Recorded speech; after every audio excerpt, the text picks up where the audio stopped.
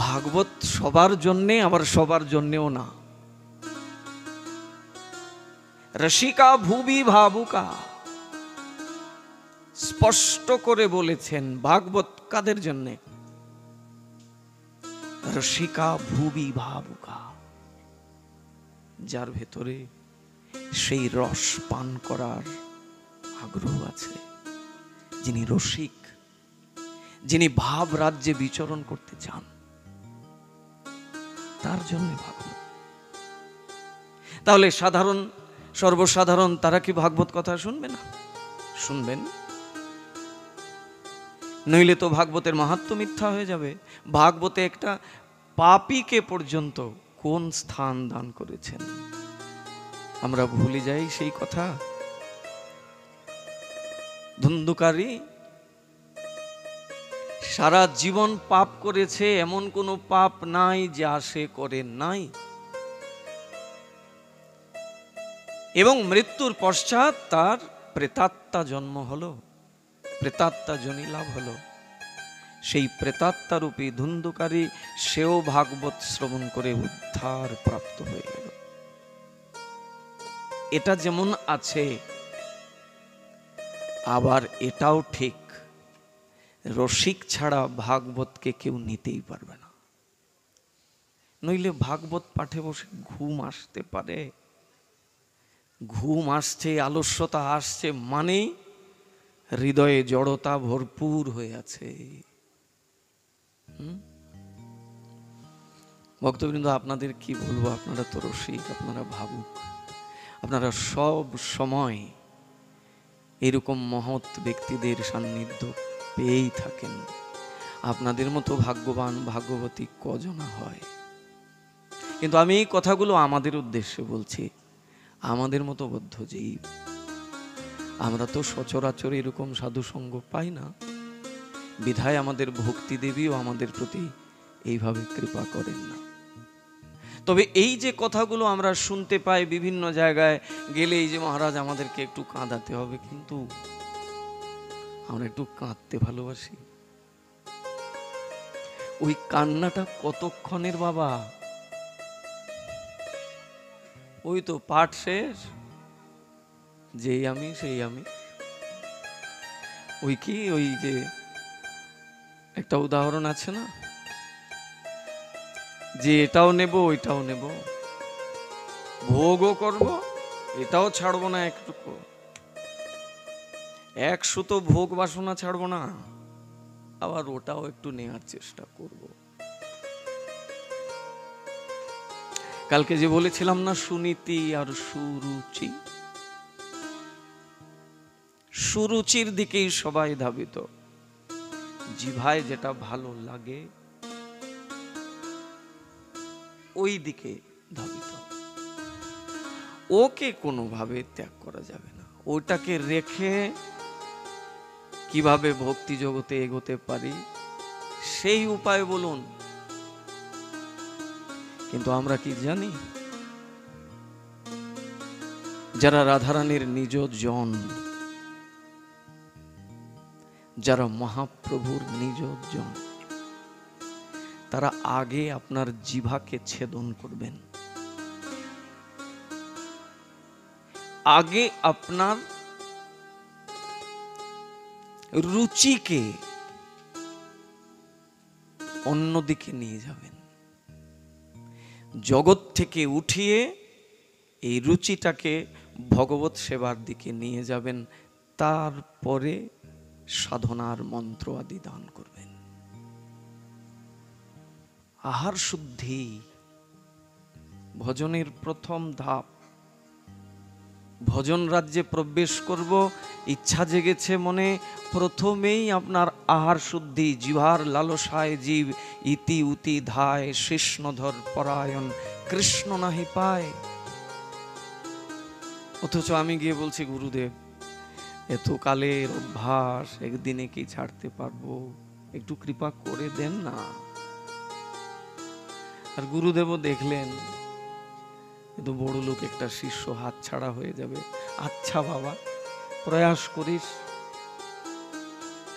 কি আর করবি, একদিন দুদিনে তো ছাড়তে পারবি না। আচ্ছা যা দিলাম, তাহলে যে শাস্ত্র মিথ্যা হয়ে যাবে? ওই জায়গায় আপনার ওই মন্ত্র কোনো ক্রিয়া করবে না। উপযুক্ত পাত্রে যদি বস্তু না দেওয়া হয়, ফোটা পাত্রে যদি বস্তু দান করা হয়, তাহলে যেভাবে পাত্রে ওই বস্তু থাকে না, ঠিক তদ্রূপ অপাত্রে সেই বস্তু দান করলে এটা কখনো থাকবে না। সামনে আসছে দধিচিড়া উৎসব। কি সুন্দর নাম দিয়েছেন, দণ্ড মহোৎসব। গুরু শিষ্যকে দণ্ড দেবেন। এমনই দণ্ড গুরুদেব কর্তৃক শিষ্য প্রাপ্ত হলেন, যেই দণ্ড তাকে প্রেম দান করল। গুরু।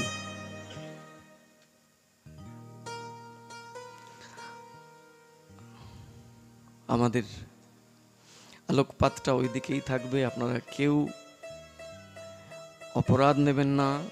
আমি জানি আমার কথা থেকে অনেকের মনে কষ্ট লেগে যেতে পারে, অনেক শব্দ ইচ্ছায় হোক অনিচ্ছায় হোক বের হয়ে যেতে পারে, যেটা হয়তো আপনার মনে কষ্ট দিতে পারে। নিজ গুণে ক্ষমা করবেন।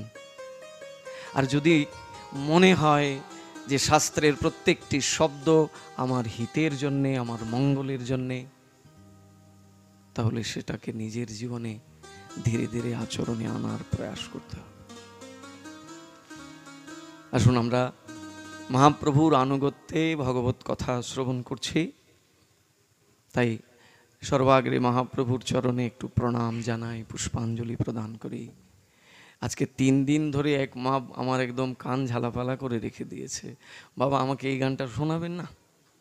এখন কি বলবো, আজকে কথা দিয়েছি। আসুন আমরা এই নরহরিদাস ঠাকুরের এই পদ দিয়ে শ্রীমান মহাপ্রভুকে প্রণাম জানাই, তারপরে আমরা কথায় ফিরে আসি। আসলে মহাজনদের পদকে যদি কেউ মনোযোগ দিয়ে শ্রবণ করে, তাহলে তার ভাগবতে আসা সার্থক। মহাজনদের পদ এগুলো কোনো সামান্য পদ নহে, এটা তাদের অনুভূতিময় কথা, তারা ভজন আকারে গীতি আকারে আমাদের কাছে রেখে গেছেন। মহাপ্রভু তাদের জীবনে কি,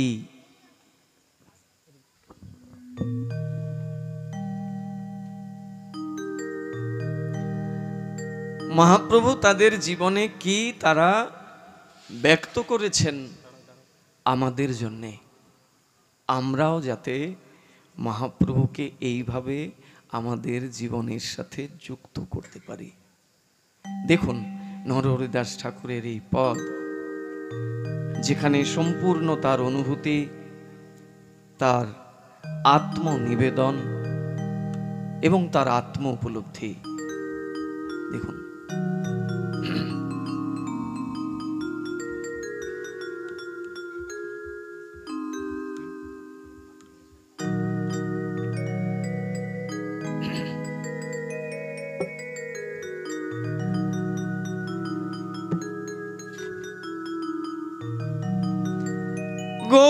গৌরের নাম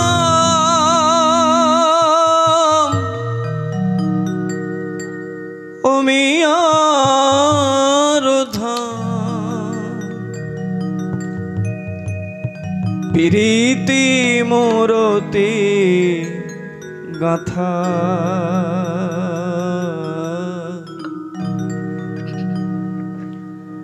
কহনা গৌর কথা। প্রীতি মূরতি গাথা, কহনা গৌর কথা। মন রে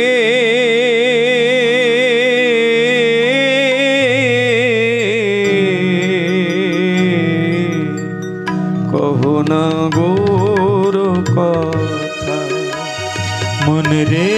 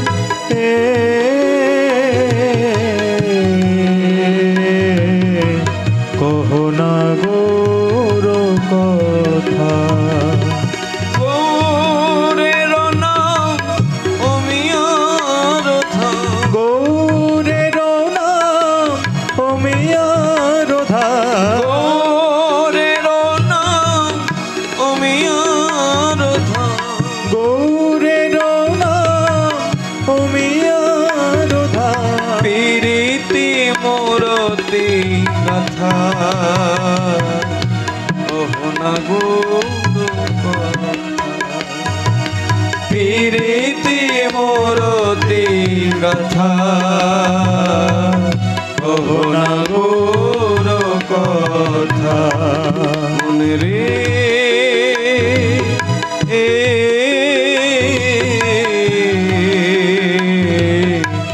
কহো না গৌর কথা।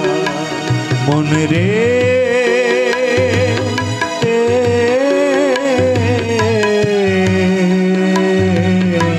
কহো না গৌর কথা। শয়নে গৌর স্বপনে গৌর গৌর নয়নের তারা। জীবনে গৌর মরণে গৌর গৌর গলার হার। সাউন্ডটা এক জায়গায় থাকে না। শয়নে গৌর স্বপনে গৌর গৌর গলার হার। জীবনে গৌর মরণে গৌর গৌর গলার হার। শয়নে গৌর স্বপনে গৌর গৌর নয়নের তারা। শয়নে গৌর স্বপনে গৌর গৌর নয়নের তারা।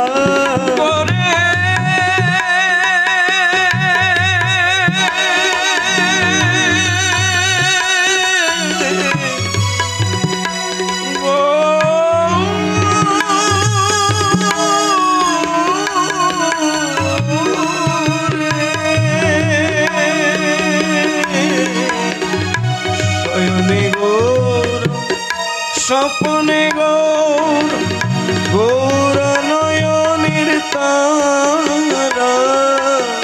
শয়নে গৌর স্বপনে গৌর গৌর নয়নের তারা। আমার জীবনে গৌর মরণে গৌর জীবনে গৌর মরণে গৌর গৌর গলার হার। গৌর গলার হার। মনে রে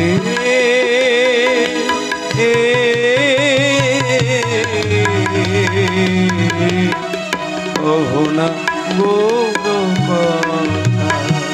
মন রে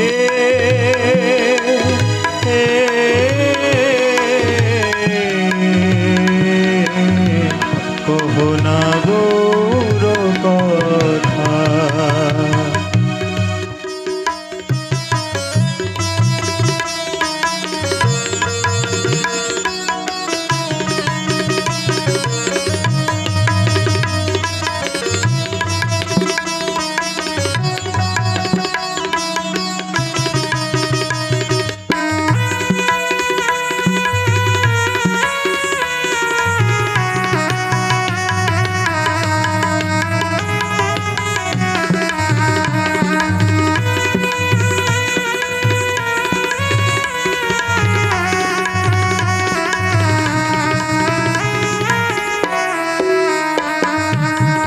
হিয়ার মাঝারে গৌরাঙ্গে রাখি বিরলে বসিয়া রব। মনের সাধেতে সে রূপ চাঁদের নয়নে নয়নে থব। হিয়ার মাঝারে গৌরাঙ্গে রাখি বিরলে বসিয়া রব।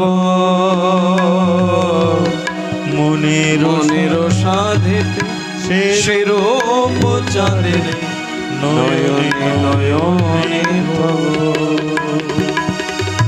গৌরে বিহানে না বাঁচি পরাণে গৌরে করেছি সার।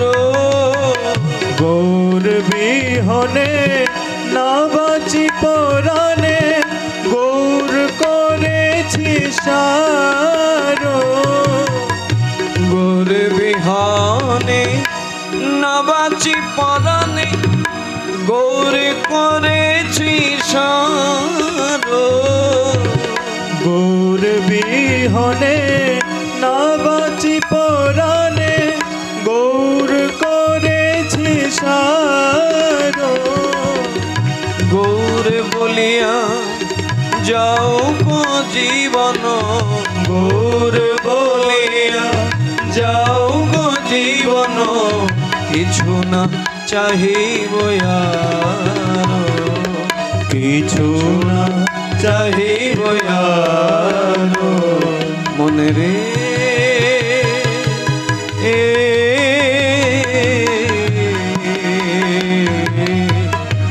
ওহ না গৌর কথা মন রে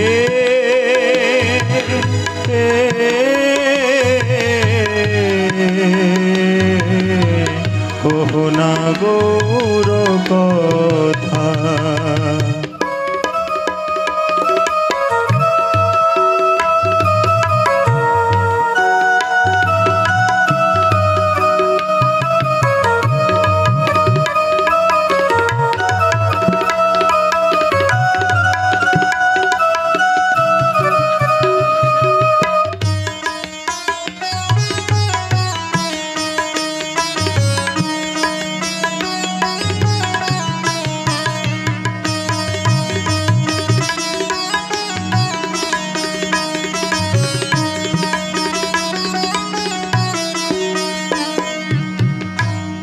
গৌর ধর্ম গৌর কর্ম গৌর বেদের সার। গৌরকে কিভাবে বিস্তার করছেন নরহরি দাস ঠাকুর। গৌর ধর্ম গৌর কর্ম গৌর বেদের সার। গৌর চরণে পরাণ সপিন গৌর করিবেন পার। গৌর ধর্ম গৌর কর্ম গৌর বেদের সার। গৌর চরণে পরাণ সপিন গৌর করিবেন পার। গৌর শরণ গৌর সম্পদ যার হিয়ায় জাগে। গৌর শরণ গৌর সম্পদ যাহার হিয়ায় জাগে।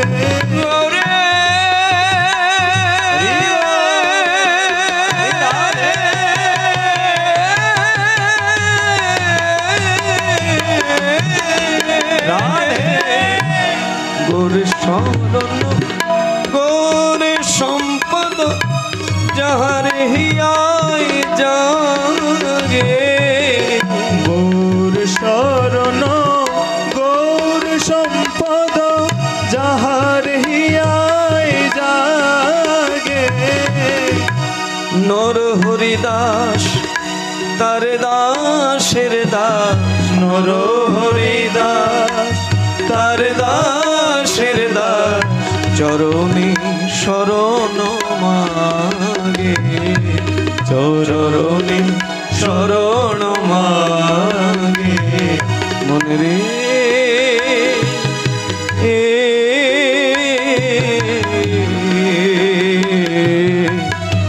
কহো না গৌর কথা মন রে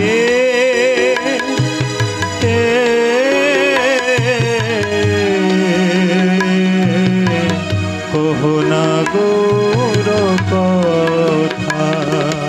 গৌরের নাম আমি আরাধনা। গৌরের নাম আমি আরাধনা। গৌরের নাম আমি আরাধনা।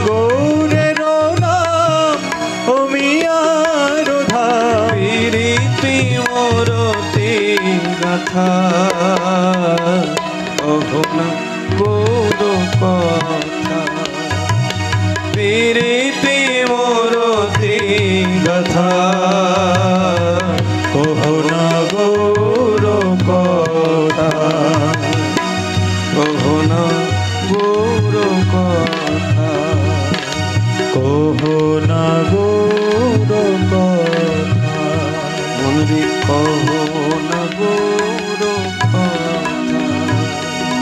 কহো না গৌর কথা।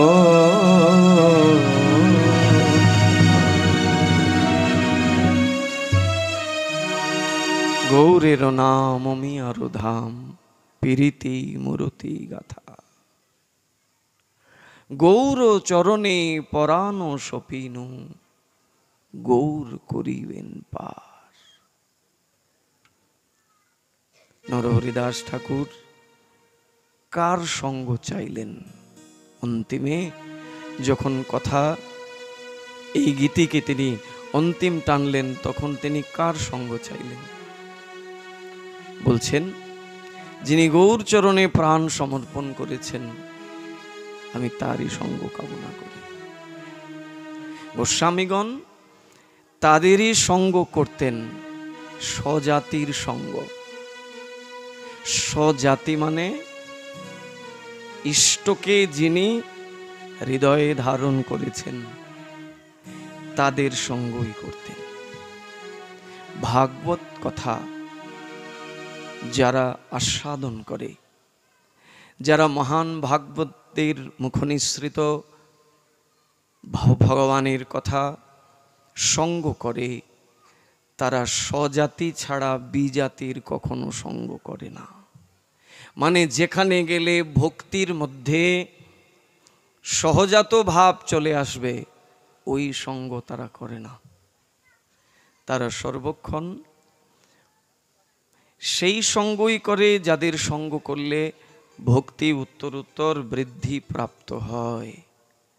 তাই ভক্তবৃন্দ, আমরা যে প্রসঙ্গ নিয়ে কথা প্রারম্ভ করেছিলাম, যে আজকে থেকে 15 বছর 20 বছর আগে এইভাবে ভাগবতের খুব একটা প্রচার সচরাচর দেখা যেত না। সেই দৃষ্টিকোণ দিয়ে যদি চিন্তা করি, আজকের দিনগুলোতে আমরা প্রায়শই ভাগবতের সঙ্গ করতেই পারি। কোথাও যদি বৈষ্ণব সেবা হয়, সেখানে দ্বিপ্রহরে ভাগবত হচ্ছে, কিংবা ভাগবত সপ্তাহ 3 দিন 5 দিন ভাগবত তো প্রায় লেগেই আছে। এত ভাগবতের সঙ্গ করে তারপরেও সেই ভাগবতকে হৃদয়ে ধারণ করতে পারি না। কি কারণ? এটা কি আমাদের সহজাত বৃত্তি নহে? আমরা কি এই ভাগবতটাকে একটু সহজভাবে নিজের রুচি অনুযায়ী ভাগবত থেকে কৃপা নেবার প্রয়াস করি না? অবশ্যই। নিজেই নিজেকে জিজ্ঞাসা করে দেখবেন, ঘুরিয়ে ফিরে ঠিক ওই জায়গাতেই আমরা সব শুনি, সব বুঝি, তারপরেও ছাড়তে পারি না। সেই মাতালের দশা আর কি, সেই মত্ত মাতাল। আমি প্রায় জায়গাতে এটা বলি, কারণ এই দোষটা আমার মধ্যে আছে, তো এই জন্য সাধু সঙ্গ করতে গেলে ওই মাতালের কথাটা বলি। কেন বলি? কারণ এটা আমি বলে আমি শুনবো, শুনে যদি আমার আত্মসংশোধন হয়। সেই মত্ত মাতাল সারা জীবন ধরে ওই মদ্যপান ছাড়া আর কিছু তার কাছে উৎকৃষ্ট বলে মনে হয় না। সে সারা দিন শুধু সুযোগ পেলেই মদ খায়। ঠিক আছে, এখন খায় তো খায়, খায় তো খায়, খেতে খেতে এমন হয়েছে একটা একটা একটা করে প্রত্যেকটি শরীরের অঙ্গ নষ্ট হয়ে গিয়েছে। এমন অবস্থা যে সে মৃতপ্রায়। এই অবস্থায় তার নিকটাত্মীয়রা ওই মাতালকে ধরে নিয়ে আসলেন এক ডাক্তারের কাছে, চিকিৎসকের কাছে। এনে বললেন, ডাক্তারবাবু, আমাদের এই রুগীকে বাঁচাতে হবে। বলে, এ তো এমনি মরে আছে, এর কি বাঁচাবো? এ তো প্রায় মরেই আছে, শ্বাস চলছে কি চলছে না বোঝাই যায় না, এরে নিয়ে এসেছো, এরে আমি সুস্থ করব? বলছে ডাক্তারবাবু একটু চেষ্টা করে দেখুন না, যদি বাঁচানো যায়। ডাক্তারবাবু একটু দেখলেন না, শ্বাস বইছে, তার মানে বেঁচে আছে। আচ্ছা একটু দেখি চেষ্টা করে। এখন ডাক্তারবাবু প্রচুর সেবা যত্ন করলেন, চেষ্টা বলতে একদম চরম চেষ্টা করলেন, এত সেবা যত্ন করলেন, ধীরে ধীরে ধীরে ধীরে সেই মাতাল লোকটি, প্রায় মৃত ব্যক্তিটি আবার সুস্থ হয়ে গেল, পুনরায় জীবন ফিরে পেল, প্রায় সুস্থ। এই দেখে ডাক্তারবাবু চিন্তা করলেন, বহুদিন তো আমার কাছে রেখেছি, এখন তো বেটা সুস্থ হয়েছে, এখন তার বাড়ির লোকের কাছে পৌঁছে দেই। বাড়ির লোকদের খবর দিলেন যে তোমাদের রুগীকে এসে নিয়ে যাও, রুগী সুস্থ প্রায়। এখন সবাই এসেছেন, এসে ডাক্তারবাবুকে খুব প্রণাম আদি করছেন, আপনি ভগবানের মতো আমাদের আত্মীয়কে এইভাবে সুস্থ করে দিলেন, কত প্রশংসা হচ্ছে ডাক্তারের। নিয়ে যাবেন রুগীকে, তো ডাক্তারবাবু বলছেন দাঁড়াও, নিয়ে তো যাবে, আমি যাবার বেলায় ওরে কিছু শিক্ষা দিয়ে তারপরে ছাড়ব। এখন ডাক্তারবাবু রোগীকে নিয়ে বসলেন, দেখ বাবা, আজকে তোর আত্মীয়রা এসেছে তোরে নিয়ে যাবে, তো যাবার বেলায় তোকে কিছু মন্ত্র দিচ্ছি আমি। বলে বলুন ডাক্তারবাবু। বলে এই যাত্রায় যে তুই বেঁচে গেলি, এতে আমার কোনো কর্তৃত্ব না, ভগবান তোকে বাঁচিয়ে দিলেন। তবে আর যদি তুই ওই বদ অভ্যাসের মধ্যে লিপ্ত থাকিস, আর যদি কখনো নেশা গ্রহণ করিস, আবার যদি মদ্যপান করিস, তাহলে কিন্তু আর তোকে বাঁচানো যাবে না, ওটা পুরোপুরি ছেড়ে দিতে হবে। বলে ডাক্তারবাবু মদ খাবো না তো খাবো কি? মানে তার কাছে মদই হচ্ছে উৎকৃষ্ট, এটা বাদ দিয়ে অন্য কিছু খাওয়া যায়? এটা বাদ দিয়ে অন্য কিছু খেয়ে থাকা যায় বুঝি? বলছে ডাক্তারবাবু মদ ছেড়ে যাবো তো খাবো কি? বলে বেশি বেশি করে দুধ খাবি।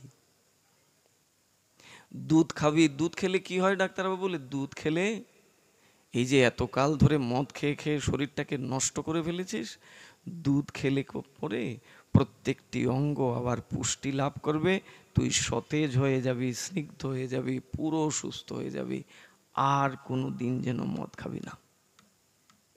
বুঝেছিস তো? বলে হ্যাঁ ডাক্তারবাবু বুঝেছি। আচ্ছা কি বুঝেছিস বল দেখি, কি করবি বাড়িতে গিয়ে? বলে ডাক্তারবাবু বাড়িতে গিয়ে একটু মদও খাবো, একটু দুধও খাবো।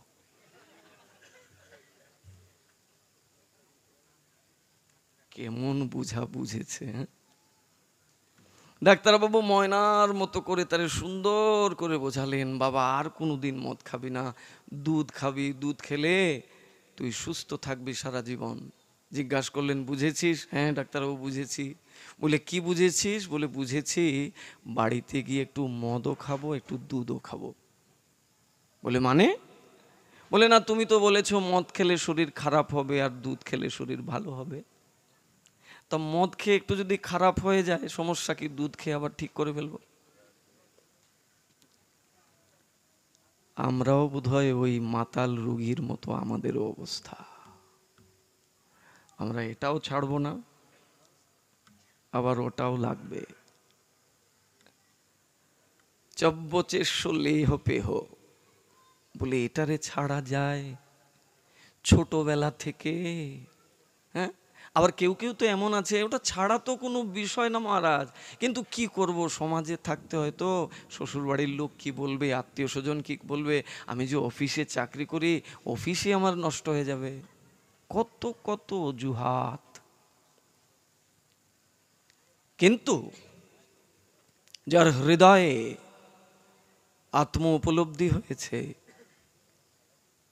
যে নিজের প্রয়োজনটাকে জানতে পেরেছে। আমাদের প্রথম দিন শুরুটাই এই ভাষা দিয়ে হয়েছিল যে আমাদের প্রথম নির্ধারণ করতে হবে হোয়াট ইজ আওয়ার নিড, আমাদের প্রয়োজনটা কি। যখন একটা জীব অনুভব করতে পারবে যে তার প্রয়োজন ভগবত ভক্তি, তার প্রয়োজন গোলক বৃন্দাবন, তখন তো সে নিজের পরিবর্তন করবার জন্যে পাগল হয়ে যাবে। আর যতক্ষণ পর্যন্ত এটা হৃদয়ে না আসবে, ওই দুধও খাবো, মদও খাবো। তা এই জায়গা থেকে আমাদের বেরোতে হবে। বিশেষ করে যারা ভাগবতের সঙ্গ করে, যারা সঙ্গ করে না তাদের কথা আলাদা। তারা তো এটা শুনলই না, বুঝলই না, তো তাদের আর কি গতি। অন্তত যারা সঙ্গ করতে আসে, সাধু সঙ্গ করে, ভাগবতের সঙ্গ করে, তাদের মধ্যেও যদি এই দুই বৃত্তি থাকে, সুরুচি আর সুনীতি, তাহলে তো হবে না। সুরুচিকে ভগবত কার্যে লাগাতে হবে, রুচি থাকতে হবে।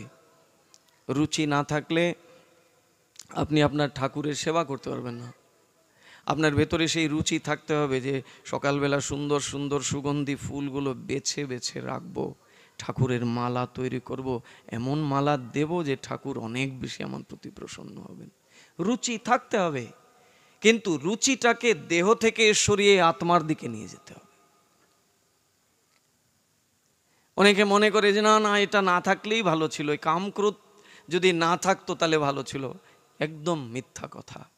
ষড়রিপু থাকতে হবে, কিন্তু এটাকে শুধু টার্ন আউট করতে হবে। এখন এটা দেহের সুখ ভোগের মধ্যে লেগে আছে।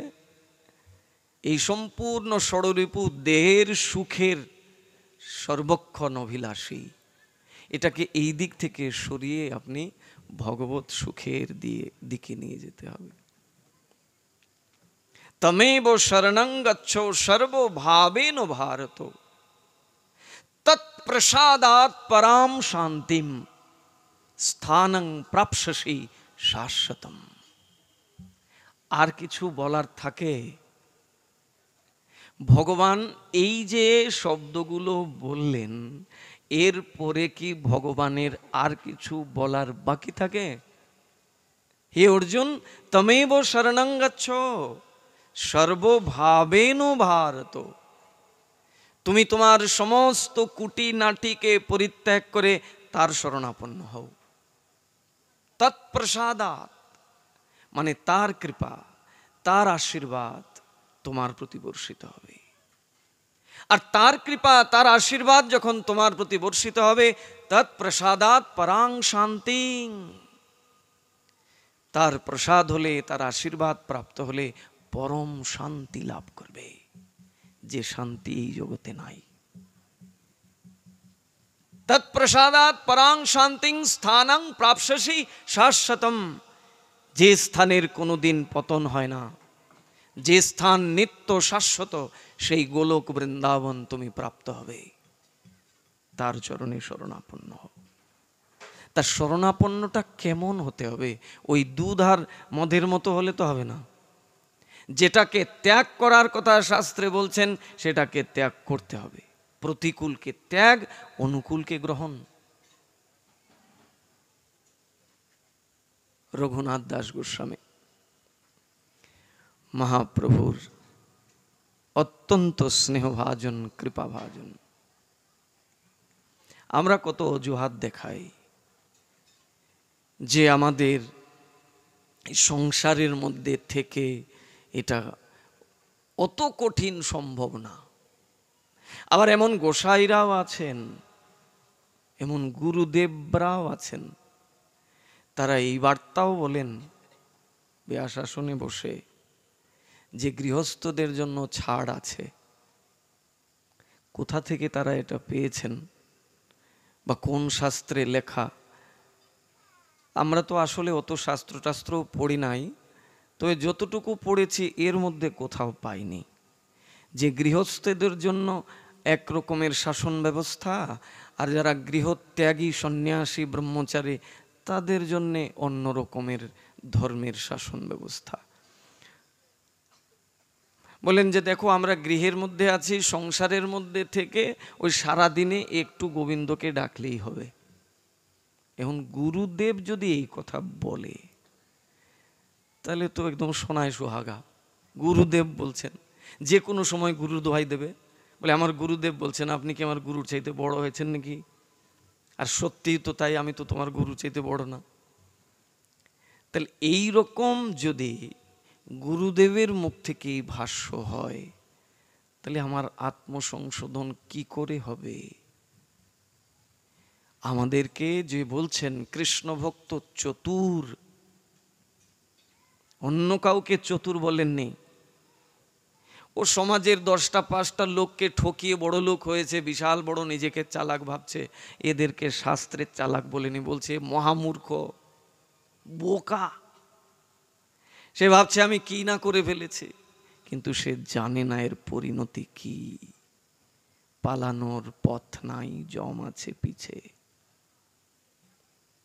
চালাক একমাত্র সেই ব্যক্তি যে কৃষ্ণ ভক্ত। কৃষ্ণ ভক্তকেই শাস্ত্রে চালাক বলেছেন। তাহলে আমি চালাক,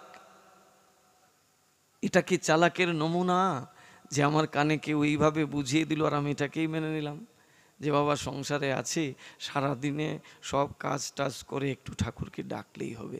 আবার বলে কি জানেন, বলে সংসারী মানুষের কর্মই ধর্ম।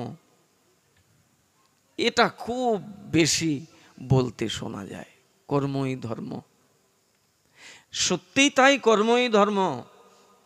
কিন্তু কর্মেরও তো বিভাজন করেছেন না, কর্ম অকর্ম বিকর্ম বলেননি এগুলোর কথা। আমি যে শুধু বলে দিলাম কর্মই ধর্ম, সারা দিন দেহের কর্ম করলাম, সকাল থেকে রাত্রে ঘুমোতে যাওয়া পর্যন্ত কেবল নিজের দেহ সুখের চিন্তা করলাম, আর এই অনুযায়ী কর্ম করলাম, আর বলছি কর্মই ধর্ম। এটা সম্পূর্ণ কপটতা ছাড়া আর কিছু নয়। নিষ্কপট ভক্তরা তো কখনো এটা বলতেই পারে না, এটা ভাবতেই পারে না। তার তো নিরন্তর ভগবানের কাছে একটাই প্রার্থনা, কত জন্মের অপরাধী আমি, এই দেহে কত জন্মের পাপ জড়িয়ে আছে, প্রভু কৃপা করে আমাকে এখান থেকে মুক্ত করে তোমার চরণ সুধা দিয়ে আমাকে অভিষিক্ত করো। এটা হয় একটা ভক্তের প্রার্থনা ভগবানের কাছে। আর আমরা সব কিছুর মধ্যে থাকবো, আবার ওটাও একটু চাই, ওটাকে ছাড়তে হবে। আজকে ছাড়তে নাই বা পারলাম কালকে পারবো, কালকে নাই বা পারলাম পরশু পারবো। প্রয়াস তো শুরু করে দিতে হবে। এই অভ্যাস তো আমাদের একদিন দুদিনের নয়, আমাদের জন্ম জন্মান্তর ধরে এই বিষয় বাসনা করে এসেছি আমরা, বিষয় ভোগ করে এসেছি বহুকাল ধরে। এবার মনুষ্যকুলে ভগবান আমাকে জন্ম দিয়েছেন, এবারও যদি এই বিষয় মোহের মধ্যে মত্ত থাকে, তাহলে কবে বিষয় ছাড়ব? রঘুনাথ দাস গোস্বামী চরম বিষয়ের মধ্যে বসে আছেন। বাবা জেঠার জমিদারিত্বের একমাত্র উত্তরসূরি তিনি। জেঠার দিকে কোনো সন্তান নাই, আর বাবার দিকে তিনি একমাত্র পুত্র। এই বাবা জেঠার জমিদারিত্বের একমাত্র উত্তরসূরি রঘুনাথ গোস্বামী, যার বৈরাগ্যকে মহাপ্রভু বললেন তার বৈরাগ্য পাষাণের রেখা। রঘুনাথের বৈরাগ্য।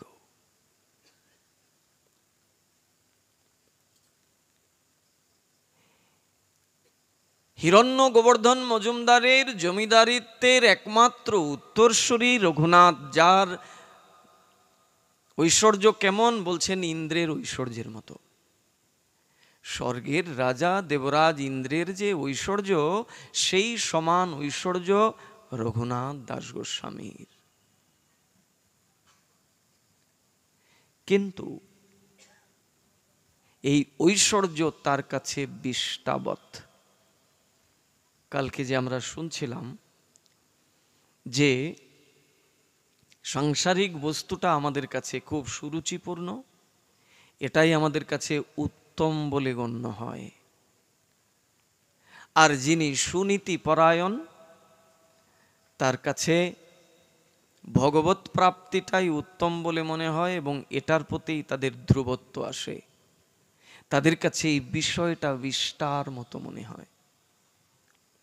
রঘুনাথ দাস গোস্বামীর মনের মধ্যে একটাই জ্বালা, একটাই যন্ত্রণা, এই বিষয় থেকে আমি কবে মুক্ত হব,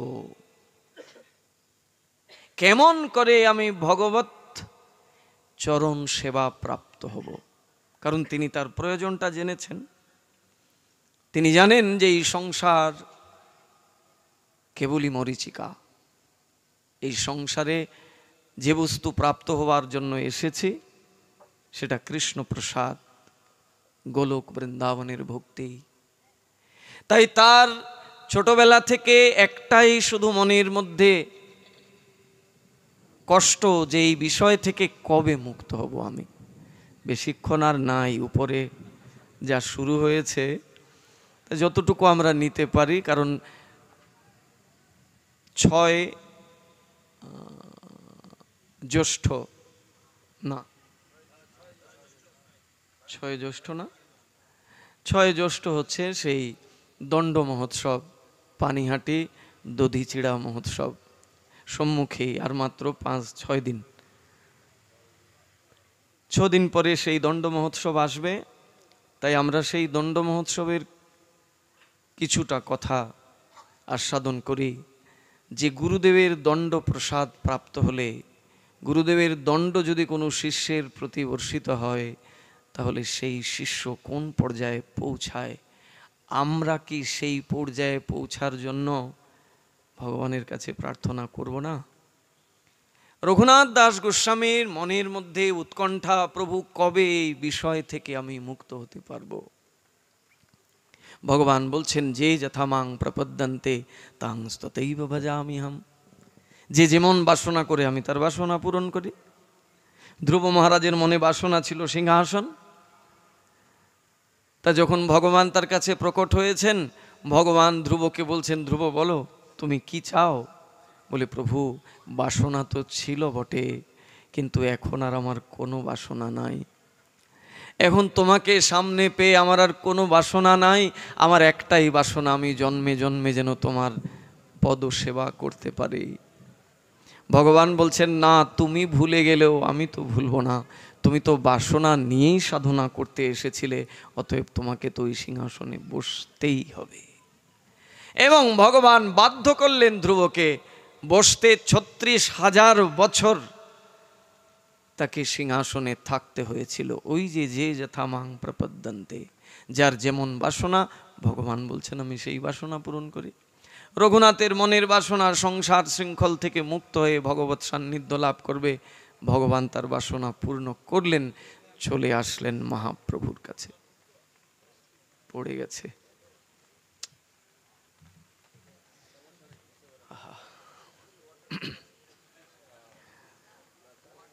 দেখুন কতক্ষণ বসা যায়। এরা যদি পুষ্পবৃষ্টি হয় তাহলে তো ভালো। এখন যদি প্যান্ডেল খুলে পড়ে যায় মাথার উপরে। এক জায়গায় পাঠিয়ে গেছি, ব্রাহ্মণবাড়িয়া, সেই এক মানে চর এলাকা আর কি। বিশাল এক মাঠে অনুষ্ঠান, প্রায় 15-16 হাজার ভক্ত। শুধু বন্দনা শেষ করেছি মাত্র, পুরো প্যান্ডেল উড়িয়ে নিয়ে চলে গেছে। কে কার পাঠ শুনবে? আজকে ভগবান আমাদের যেন সেই দশা না দেন। কারণ আপনারা ভক্ত লোক, তো আপনাদের প্রতি ভগবানের দয়া থাকবে। দেখুন রঘুনাথ দাস গোস্বামীর মনের মধ্যে বাসনা, প্রভু এই বিষয় থেকে আমাকে মুক্ত করে তোমার চরণে নিয়ে যাও। ভগবান ঠিক তাই করলেন। রাধে রাধে। ভগবান ঠিক তাই করলেন। রঘুনাথ দাস গোস্বামীকে সেই সুযোগ করে দিলেন। রঘুনাথ দাস গোস্বামী মহাপ্রভুর কাছে চলে আসলেন। রাধে রাধে। বাবার রূপের অন্ত নাই, কখনো হলুদ পাখি, কখনো নীল পাখি।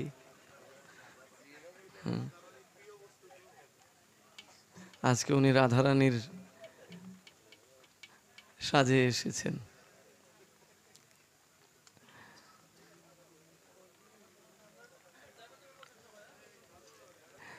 বাবারা একটু এগিয়ে আসুন, বোধহয় একটু যদি এগিয়ে আসেন তাহলে অন্যদেরকেও একটু সুযোগ করে দেয়া যাবে, তারাও অনেক দূর থেকে এসেছেন না।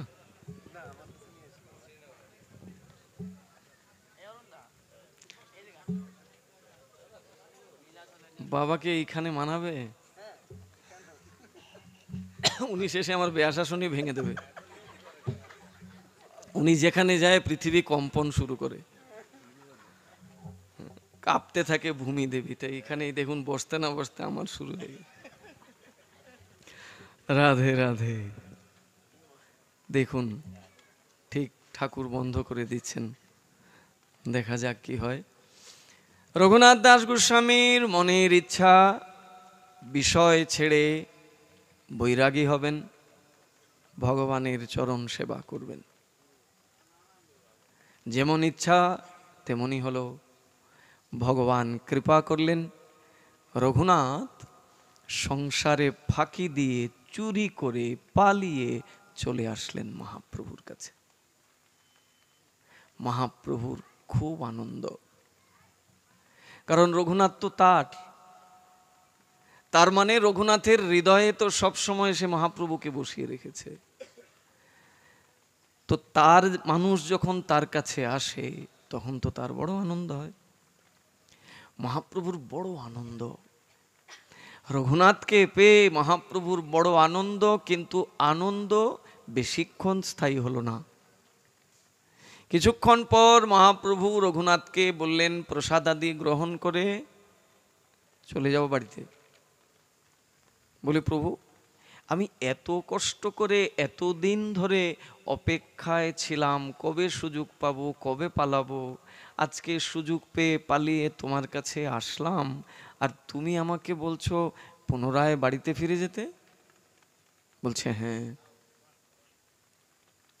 বাড়িতে ফিরে যাও, সংসারে ফিরে যাও, না হো বাতুল, ক্রমে ক্রমে পায় জীব ভব সিন্ধু কুল। গৃহে যাও, না হো বাতুল, ক্রমে ক্রমে পায় জীব ভব সিন্ধু কুল। সংসারে ফিরে যাও, সংসারে গিয়ে ভজন করে। বলে, আমি যে সংসারে বসবাস করি সেখানে কেবলই ঐশ্বর্য। আমার বাবা জেঠার এমন জমিদারিত্ব, ওই ঐশ্বর্যের মধ্যে থেকে মনে কখনো নির্মলতা আসতে পারে না। আমার মন একদম মলিন হয়ে যায়, আর মলিন মনে তো তোমার ভজন হয় না। প্রভু তুমি কৃপা করে তোমার চরণে আমায় ঠাঁই দাও। মহাপ্রভু বলছেন, কৃষ্ণ অচিরাত তোমাকে কৃপা করবেন, সন্দেহ নাই। ভগবান তোমাকে কৃপা করবেন এইটুকু বলতে পারি, কিন্তু এখন তোমার গৃহে ফিরে যাওয়াটাই শ্রেয়। ফিরে যাও। রঘুনাথের তো একটু ইচ্ছা নাই। কার ইচ্ছা আছে বলুন তো? ভগবানকে পেয়ে ভগবানকে হারিয়ে ফেলবো, এই দুঃখ কার কাছে বলবো? ভগবানকে পেয়েছে, আবার ভগবান অন্তর্ধান করেছেন, এটা কি মানা যায় কখনো? কিন্তু রঘুনাথকে মানতে হবে, কারণ ভগবান তাকে আদেশ করছেন, গৃহে যাও, না হো বাতুল, ক্রমে ক্রমে পায় জীব ভব সিন্ধু কুল। আমরা ভাবতে পারি, বা আমরা এই কথা থেকে এরকম এটাকে বিক্রিয়া ঘটিয়ে দিতে পারি, তার মানে তো মহাপ্রভু সংসারে থাকতে বলছেন। মহাপ্রভু তো সংসারটাকে গ্রহণ করেননি তা নয়, অবশ্যই তাই। সংসারকে তো মহাপ্রভু কখনোই অন্য চোখে দেখেননি, বা সংসারে থেকে ভগবত ভজন হবে না এমন শিক্ষাও মহাপ্রভু কোথাও দেননি। সংসারে থেকেও বৈরাগ্যকে ধারণ করে থাকা যায়, আবার সংসার পরিত্যাগ করে বাহ্যিক বৈরাগ্য দর্শন করেও সঠিক বৈরাগী নাও হওয়া যেতে পারে। যদি হৃদয়ে আপনার প্রয়োজনটা কি সেটাকে যদি আপনি ধারণ করতে না পারেন, তাহলে সংসার ছেড়ে বৃন্দাবনে গিয়েও হবে না, আর নয়তো সংসারে থাকলেও হবে। মহাপ্রভু সংসারে পাঠালেন, জানেন মহাপ্রভু যে এ সংসারে থাকবে না, কিন্তু সংসারে পাঠালেন। ভগবান বিভিন্নভাবে তার ভক্তের পরীক্ষা নেয়। যার তার পরীক্ষা ভগবান নেয় না, ভগবান তারই পরীক্ষা নেয় যিনি তার ভক্ত। তাই তো কুন্তী দেবীর স্তুতিতে কুন্তী দেবী ভগবানের কাছে কি প্রার্থনা করেছেন? কুন্তী দেবী ভগবানের কাছে শুধু দুঃখ প্রার্থনা করেছেন, সুখ লাগবে না। যে সুখে তোমাকে হারাতে হয় সেই সুখ আমার কাম্য নহে। আমাকে নিরন্তর দুঃখের মধ্যে ডুবিয়ে রাখো, দুঃখে তোমার কথা মনে আসবে। রঘুনাথকে পাঠিয়ে দিলেন। মহাপ্রভু দেখতে চাইলেন, দেখি বৈরাগীর কেমন বৈরাগ্য, বৈরাগীর মধ্যে কতটা ধৈর্য আছে। ও যে বৈরাগ্যের ধর্ম প্রচার করবে কলিযুগে, কেমন বৈরাগ্য সে নিতে পারবে, একটু পরীক্ষা করি। সংসার শৃঙ্খল থেকে মুক্ত করে আনলেন, এনে আবার সংসারে পাঠিয়ে দিলেন। এইভাবে রঘুনাথ গোস্বামী একবার নয় বারবার মহাপ্রভুর কাছে এসেছেন। বাড়িতে গেছেন, কিছুদিন থেকেছেন, খালি সুযোগের অপেক্ষা করেছেন, কবে সুযোগ পাবো পালাবো। বাবা জেঠা কত না প্রয়াস করে, হ্যাঁ? সমস্ত প্রয়াসকে ব্যর্থ করে রঘুনাথ দাস গোস্বামী আবার চলে আসে মহাপ্রভুর কাছে। মহাপ্রভু আবার ফিরিয়ে দেন। এখানে আমাদের মনে এই প্রশ্ন আসতে পারে, তাহলে ভগবানের কাছে আসার পরে ভগবান আবার রঘুনাথকে ওই বিষয়ের মধ্যে কেন পাঠাচ্ছেন? যে বিষয়ে তার কাছে কণ্টক সদৃশ, যে বিষয়ে তার কাছে বিষ্টার মতো, সেই বিষ্টার মধ্যে মহাপ্রভু আবার কেন পাঠাচ্ছেন? কারণ এই বিষ্টা থেকে সম্পূর্ণভাবে তাকে যিনি উদ্ধার করবেন তিনি ভগবানেরই আরেকটা শরীর, তার নাম শ্রী গুরুদেব। ভগবান বিষ্টা থেকে আপনাকে প্রত্যক্ষভাবে উঠাবে না, পরোক্ষভাবে উঠাবে গুরুর মাধ্যম দিয়ে। কেউ যদি মনে করেন যে আমি গুরু পদাশ্রয় করব না, আমি ভগবত ভজন করে ভগবত ধাম প্রাপ্ত হব, ভগবানের পূর্ণ কৃপা লাভ করব, এটা হবে না। এখানে গুরু কৃপা অপেক্ষা করছে। রঘুনাথ দাস গোস্বামীর বৈরাগ্যের কোনো কমতি নাই। এমন বৈরাগ্য আর কারুর মধ্যে লক্ষ্য করা যায় না, কিন্তু অভাব একটা জায়গায়, গুরু কৃপা হয়নি। বারবার যখন রঘুনাথ দাস গোস্বামী মহাপ্রভুর কাছে উপেক্ষিত হলেন, সংসার বন্ধন শৃঙ্খল মুক্ত হয়ে মহাপ্রভুর কাছে আসেন, মহাপ্রভু আবার সংসারে পাঠিয়ে দেন। রঘুনাথ দাস গোস্বামী মনে মনে ভাবলেন, কোথাও না কোথাও তো গলতি আছে, কোথাও না কোথাও কোনো অভাব রয়েছে, যার জন্য মহাপ্রভু আমাকে তার চরণে নিয়ে গিয়ে আবার ওই বিষয়ের মধ্যে আমাকে পাঠিয়ে দিচ্ছেন। এইভাবে চিন্তা করছেন, হঠাৎ শুনতে পারলেন যে নিত্যানন্দ প্রভু পানিহাটিতে শুভ বিজয় করেছেন। মানে নিত্যানন্দ প্রভু পানিহাটিতে শুভ পদার্পণ করেছেন। এই সংবাদ পেয়ে রঘুনাথ দাস গোস্বামী তার মন চলে গেল নিত্যানন্দের কাছে। গুরুদেবের সান্নিধ্যে যাবেন, গুরুদেবের সেবা করবেন। রঘুনাথ দাস গোস্বামী পালিয়ে চলে আসলেন নিত্যানন্দের কাছে। পানিহাটি গঙ্গা অতিক্রম করে আসলেন। দূরে একটা বৃক্ষতলে নিত্যানন্দ প্রভু উপবেশন করেছেন। চতুর্দিকে সমস্ত ভক্তমণ্ডলীকে নিয়ে নিত্যানন্দ প্রভু কৃষ্ণ কথা আলাপন করছেন। রাধে রাধে। ঘুম ঘুম, ও ধ্যানে আছি না? বাহ বাহ বাহ, সুন্দর কথা বলছে, বলে ঘুমে নাই, ধ্যানে আছে। আবার ভজন যেতে হবে, কারণ আজকে শেষের দিনে এরকমেরই হয় ভক্তবৃন্দ, শেষের দিনে খুব একটা পাঠ টাট হয় না, কারণ যারা আমাদেরকে নিয়ে আসে না তারা খালি ওই গান শুনতে চায়। বলে মহারাজ শেষের দিনে যদি আমাদের গান না শোনান তাহলে কবে শোনাবেন? কালকে তো চলেই যাবেন। রঘুনাথ দাস গোস্বামী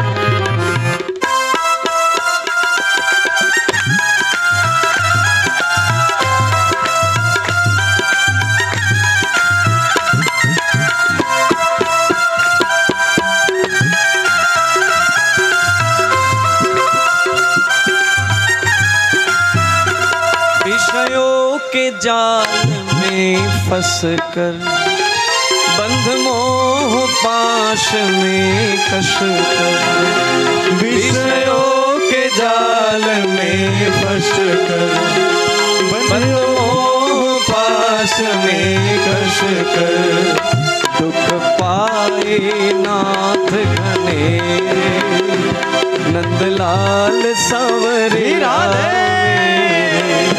दुख पाए नाथ घनेरे नंदलाल सांवरिया मेरे, मेरा कोई न सहारा तेरे नंदलाल सांवरिया में। तेरे नंदलाल सांवरिया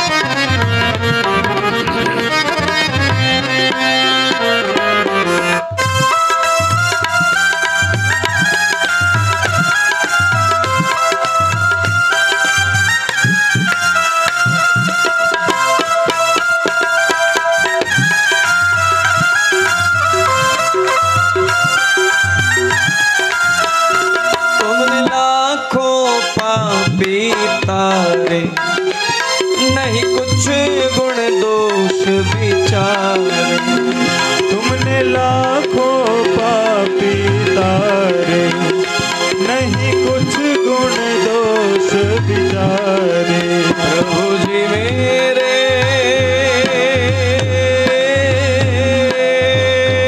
राधे दया की मूर्ति दया की सागर मुझ में दया कीजिए मेरे प्रभु मेरे प्राणनाथ।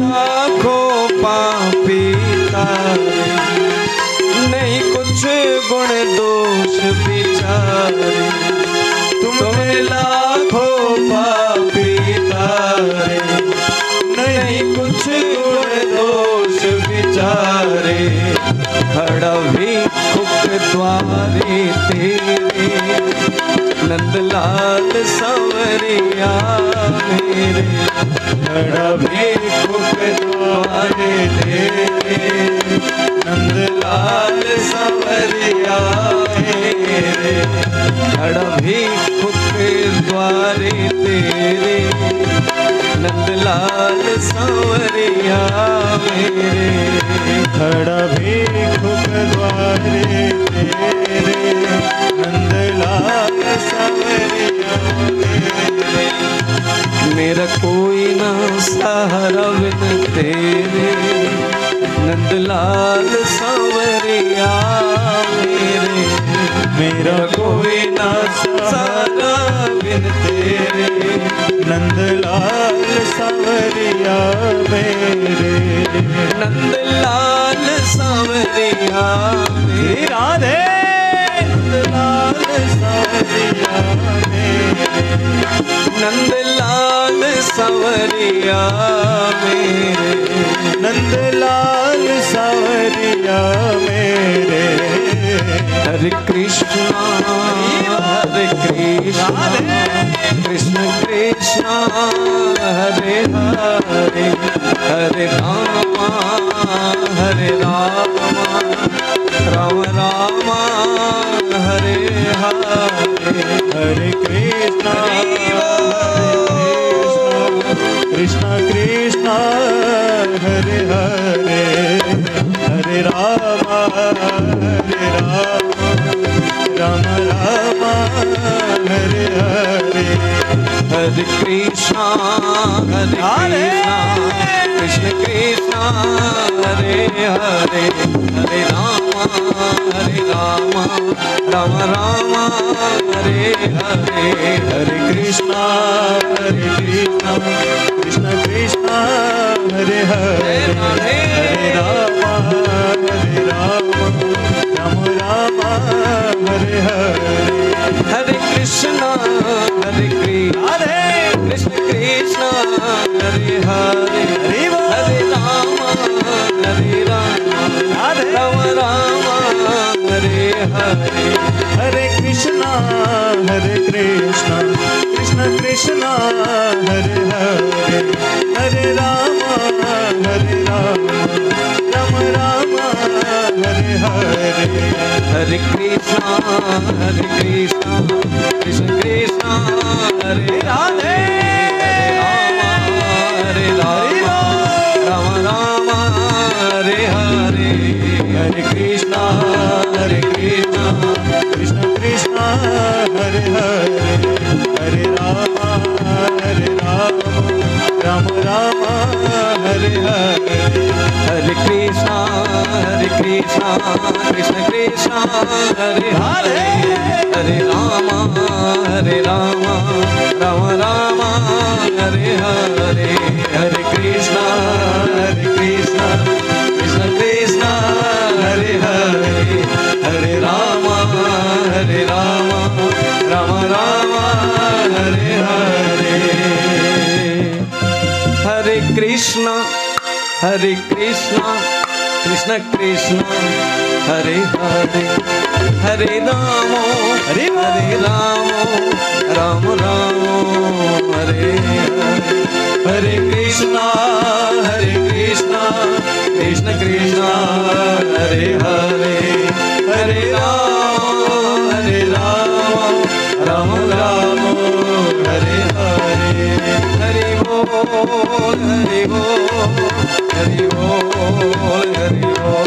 गौर हरि बोल हरि बोल नित्य गौर हरि बोल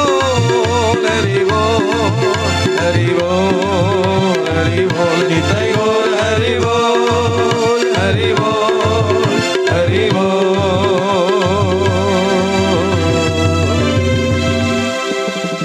हरि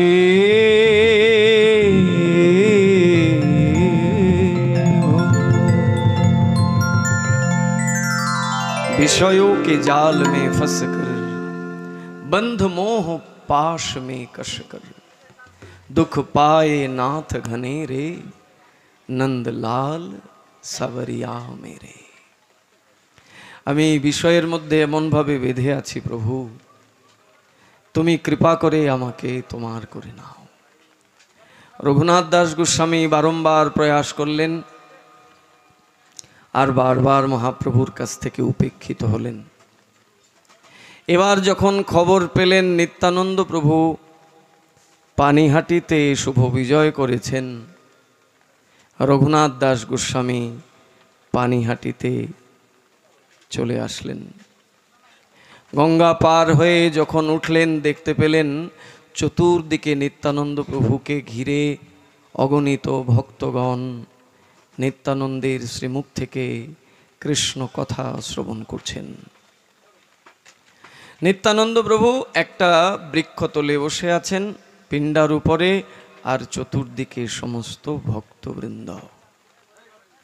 রঘুনাথ কেবলই গঙ্গা অতিক্রম করে তীরে উঠেছেন মাত্র। গুরুর দৃষ্টি দূর থেকে নিত্যানন্দ প্রভু রঘুনাথকে দেখে নিলেন। দেখেই রঘুনাথকে চোর বলে সম্বোধন করছেন। রাধে রাধে।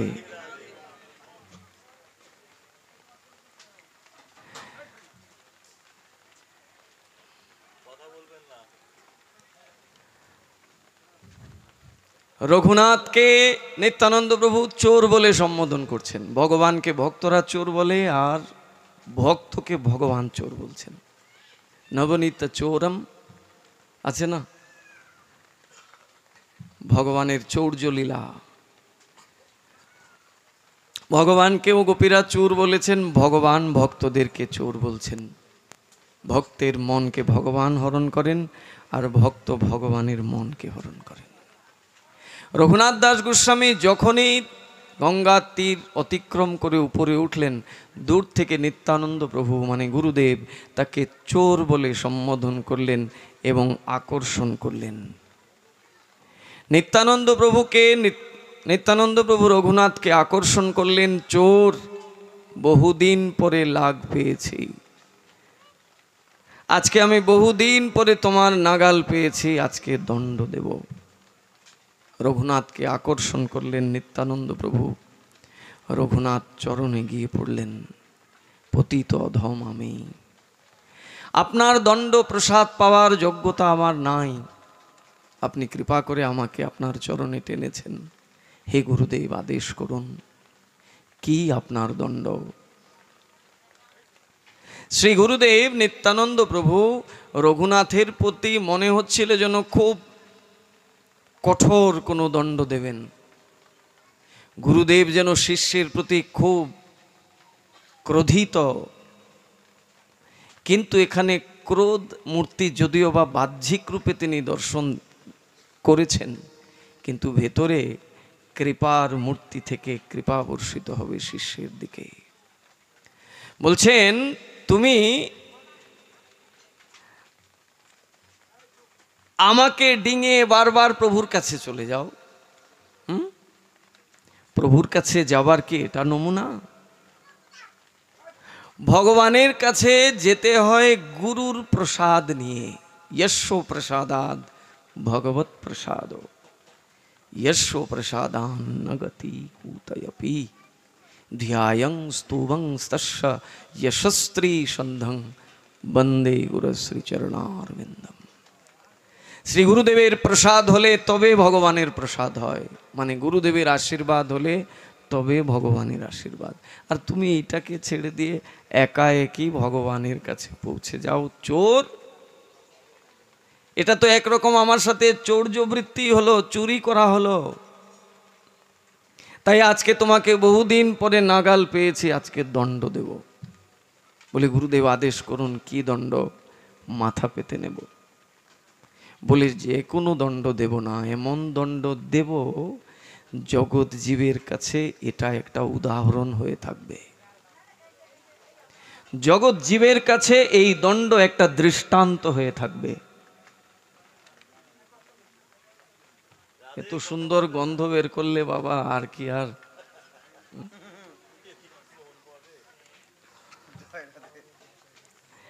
এমন এক দণ্ড দেব যে দণ্ড জগতে দৃষ্টান্ত হয়ে থাকবে। বলে, গুরুদেব বলুন, আদেশ করুন, কি দণ্ড? বলে, এই যে যত ভক্ত দেখছো না, এদেরকে পেট ভরে দই চিড়া খাওয়াতে হবে।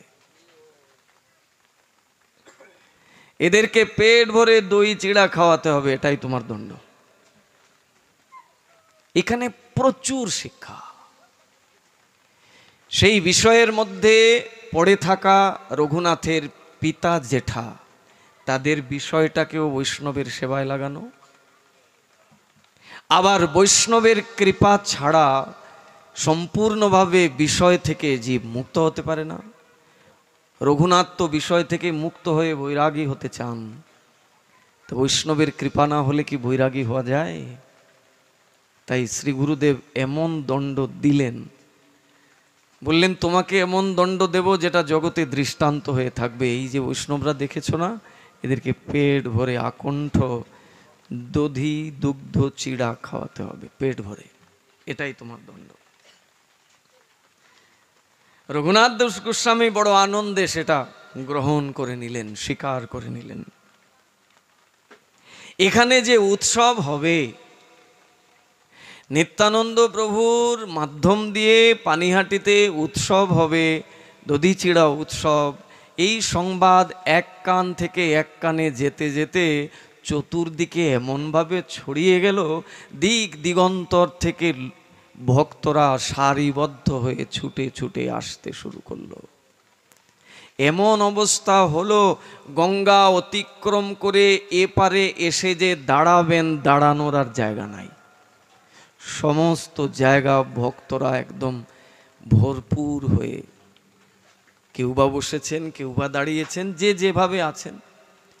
এখনো ভক্তরা আসছেন। এখন যে ভক্তরা আসছেন, এরা কোথায় গিয়ে দাঁড়াবেন? জায়গাই তো নাই।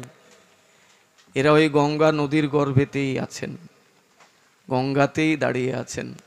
একটু বৈষ্ণব সেবার প্রসাদ পাবেন, নিত্যানন্দের প্রসাদ।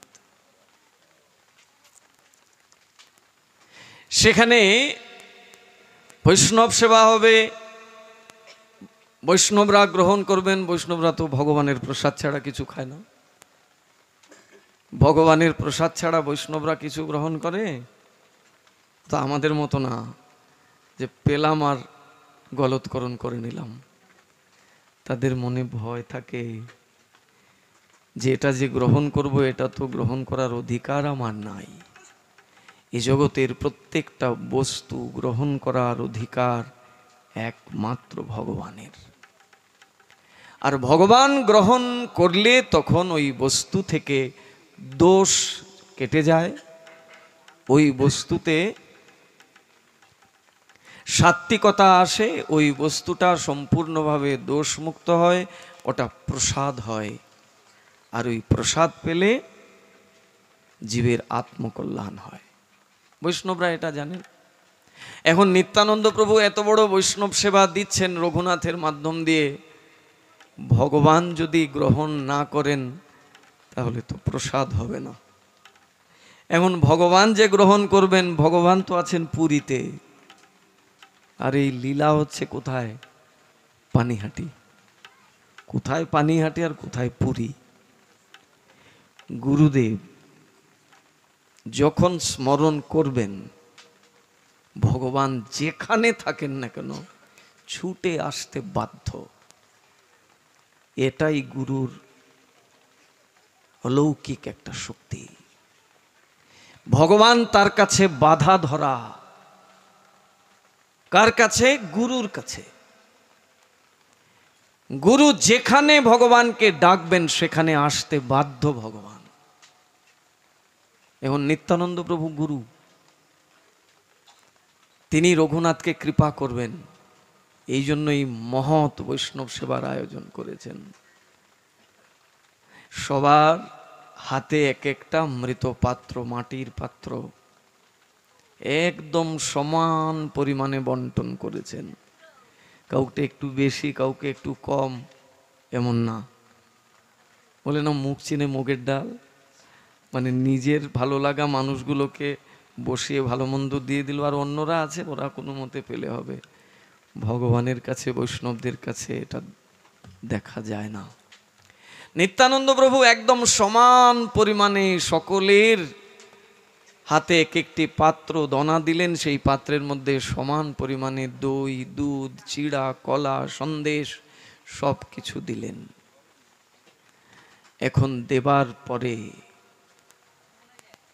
ভগবানকে আহ্বান করলেন। নিত্যানন্দ প্রভু মহাপ্রভুকে আহ্বান করলেন। মহাপ্রভু সেই পুরীতে নিত্যানন্দ প্রভুর আহ্বানে সেখানে মহাপ্রভু প্রকট হলেন পানিহাটিতে। মহাপ্রভু প্রকট হলেন। এখন নিত্যানন্দ প্রভু মহাপ্রভুকে বলছেন, তোমাকে তো এনেছি, কাজ আছে। বলে কি কাজ, তুমি তো আমাকে আহ্বান করেছো, তো দাও একটু গ্রহণ করে চলে যাই। বলে হবে না, সবার পাত্র থেকে একটু একটু নিতে হবে। তোমার আশীর্বাদ একজন পাবে আর একজন পাবে না, এমন হয়? ও সুদামা বিপ্রের মতো আর কি। সুদামা বিপ্র যখন ফিরে চলে যাবেন দ্বারকা থেকে, ভগবানের দর্শন হয়েছে, অনেক দিন ভগবানের সাথে সহবাস করেছেন। এখন ভগবানকে বলছেন, কৃষ্ণ বন্ধু আমাকে বিদায় দে, কতদিন হয়ে আসলো, বসুন্ধরাকে ছেড়ে এসেছি, ওরা কেমন আছে, ফিরে যেতে হবে, বিদায় দে। কৃষ্ণ বলছেন, ঠিক আছে বিদায় দেব, আপত্তি নাই, কিন্তু তুমি তো সাধু, সাধুর কৃপা তো সংসারী মানুষের খুব বেশি দরকার। আমি তো সংসারী, সংসারী মানে কৃষ্ণের তো অনেকগুলা বউ, অনেক সন্তান। বলছি তুমি কৃপা করে এসেছো দ্বারকাতে, চলে যাবে, যাও, আমার আপত্তি নেই, কিন্তু যাওয়ার আগে আমার সংসারের সকলকে একটু কৃপা করে যাও দেখি। এখন তো সুদামা বলছেন, তুই তো ভারী, আমাকে আটকে রাখার জন্য ভালোই এক ফোন দিয়া নিয়েছিস, আচ্ছা তাড়াতাড়ি ডাক, আমি আশীর্বাদ দিয়ে দিই। বলে দেখো, একজনকে দেবে একজনকে দেবে না, এমন হলে পরে তুমি ঘর থেকে যেই যাবে আমার ঘরে গন্ডগোল লাগবে, অতএব দেখো সকলকে আশীর্বাদ করতে হবে। বলে তাড়াতাড়ি তোর সবাইকে নিয়ে আয়। এখন নিয়ে তো আসবেন, কিন্তু এই একজন দুজন না তো। এখন সুদামা উকি মেরে দেখে লাইন যে কত লম্বা, চোখে আর নজরে আসে না, যেদিকে তাকায় ওই দিকেই লম্বা লাইন। সুদামা একজন দুজন 10 জনকে আশীর্বাদ করতে করতে এখন মাথা হাতে ব্যথা হয়ে গেছে। একদিন দুদিন 4 দিন চলে গেছে, লাইন আর কমে না। সুদামা বলছেন, কৃষ্ণ আমার পক্ষে আর সম্ভব না। বলে সম্ভব না বললে হবে, তুমি চলে যাবার পরে এরা আমার উপরে উৎপাত শুরু করবে, যেহেতু আশীর্বাদ দিয়েছো সকলকে দাও। বলে দেখ এইভাবে হবে না, এক কাজ কর, तू मुझे प्रणाम कर और मैं तुझे आशीर्वाद कर देता हूं। কেমন শক্তি ভক্তের! সুদামা ভগবানকে বলছে, এইভাবে একজন একজনকে আশীর্বাদ দেওয়ার মতো আমার সময়ও নাই, কতদিন লাগবে, আমাকে যেতে হবে বহুদূর, এক কাজ কর, তুই আমাকে প্রণাম কর, আমি তোকে আশীর্বাদ করে দিই। আর তোকে আশীর্বাদ করলে ওই আশীর্বাদ শুধু তোর বাড়ির লোকরাই পাবে তা নয়, বিশ্ব ব্রহ্মাণ্ডের সকলে পেয়ে যাবে। রাধে রাধে।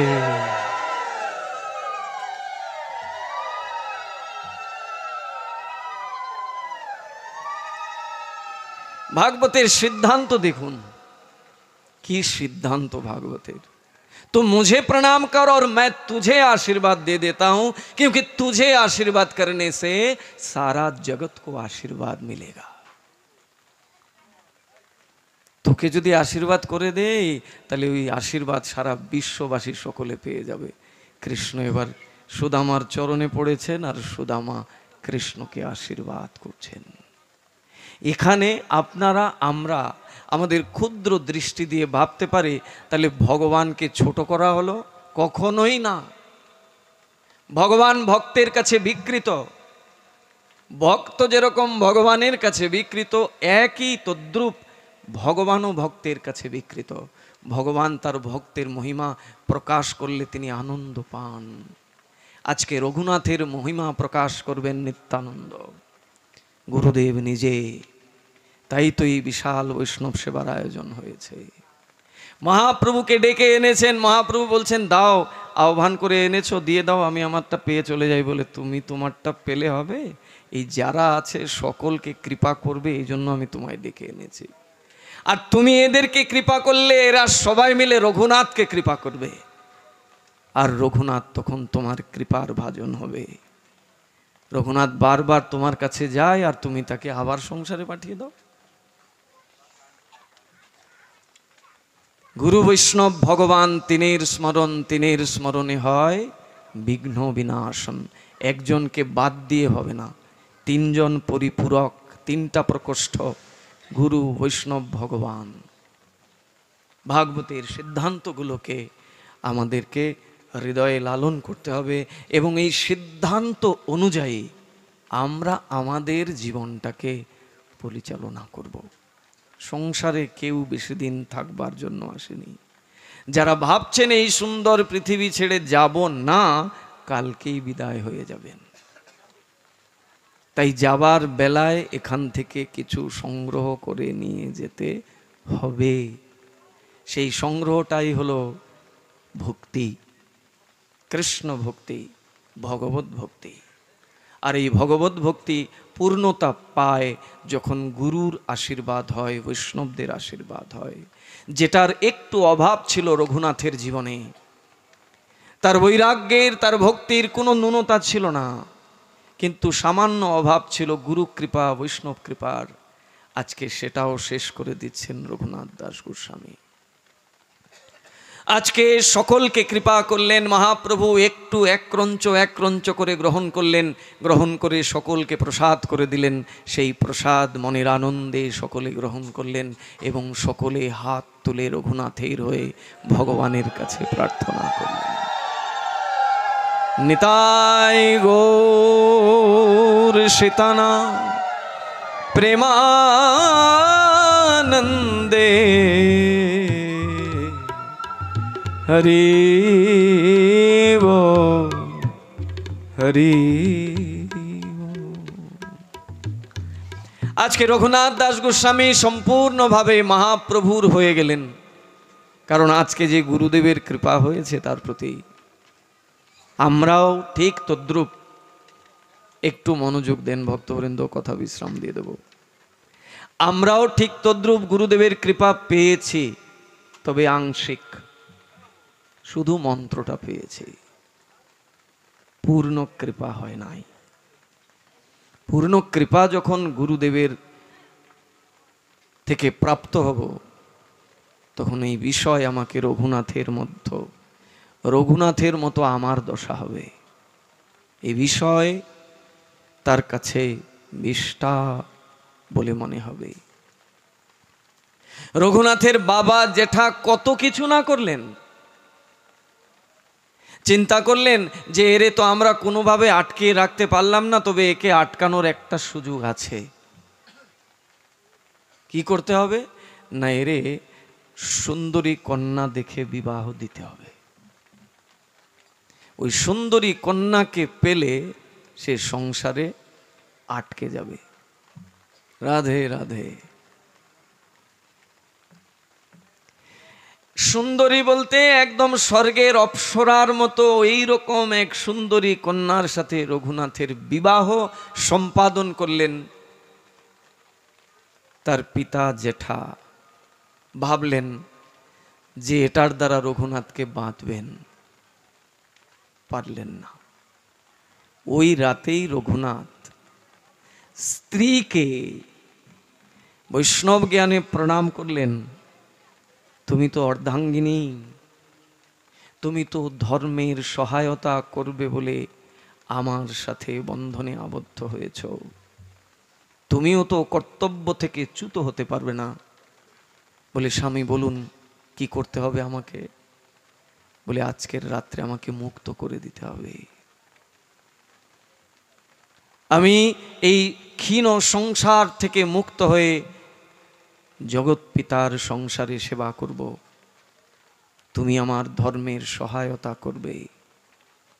রঘুনাথের স্ত্রী রঘুনাথকে বলছেন, কি সৌভাগ্য আমার, তুমি প্রভুর সেবা করবে, তোমার হাতের সেবা পেয়ে প্রভু সন্তুষ্ট হবেন, আর সেই কৃপা তো আমিও কিছু লাভ করব। দ্বার উন্মোচন করে দিলেন, আটকে রাখলেন না। আমরা আটকে রাখার চেষ্টা করি। সন্তান যদি একটু ভগবত ভক্তির দিকে অগ্রসর হতে চায়, মা বাবার একটাই প্রয়াস, সাধুর সঙ্গ করা যাবে না। ওদিকে ক্রিমিনালদের সঙ্গ করছে, সমাজের খারাপ লোকদের সঙ্গ করে খারাপ অভ্যাস